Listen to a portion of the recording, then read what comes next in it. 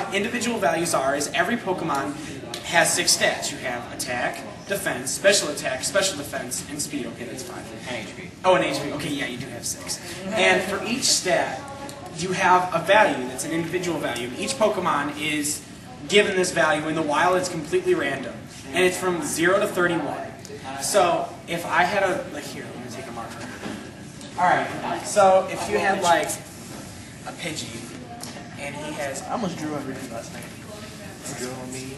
alright, so he has HP, attack, defense, special attack, special defense,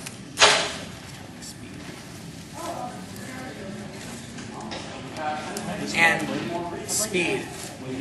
If your individual values are completely random, so it could be like 2, 21, 16, 30.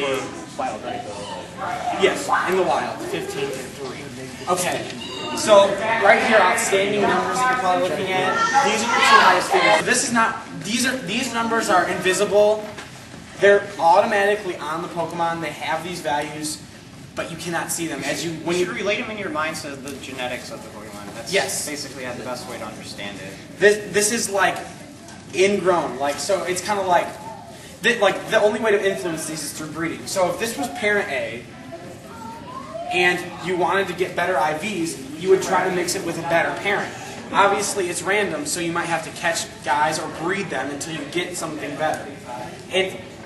But the thing is, breeding affects what happens. So if you have a good parent and a bad parent, like lowest you can go, like 0's in everything, and you had 31's in everything, it would average out.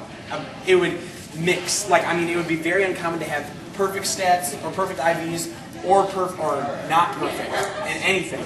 But if you did, the generations would combine, and that's like the whole point. Like one of the big keys with breeding. So if this was a guy, this parent B is a lot better than this parent A, depending on what you're looking for.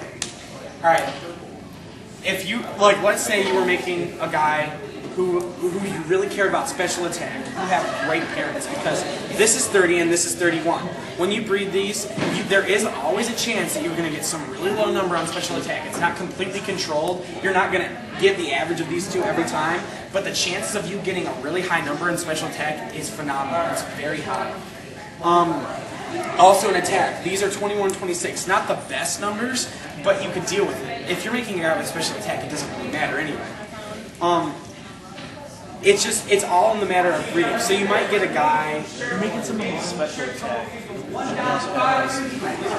I mean, not necessarily. You could make it a wall who has really high HP and defense, or HP and special defense, and then takes one of the hits and just hits them back. Like, I mean, it's all in the strategy. Like, if you have a team of if you got to make a guy who's really strong in one of the attacks, yes, of course, the sweeper is always a good option, but not necessarily the only option. Like, if your party's too predictable, you're going to get beat because people see in the competitive field sweepers all the time. People see certain things all the time, and it's a little bit unavoidable. There's certain Pokemon that have better base stats, which base stats, I know I've said this, but just clarification, each Pokemon as a Pokemon has stats that they already are set in, and if they reach level 100 without any influences of EVs, like if you gave them all rare candies, they would be identical if their IVs were the same.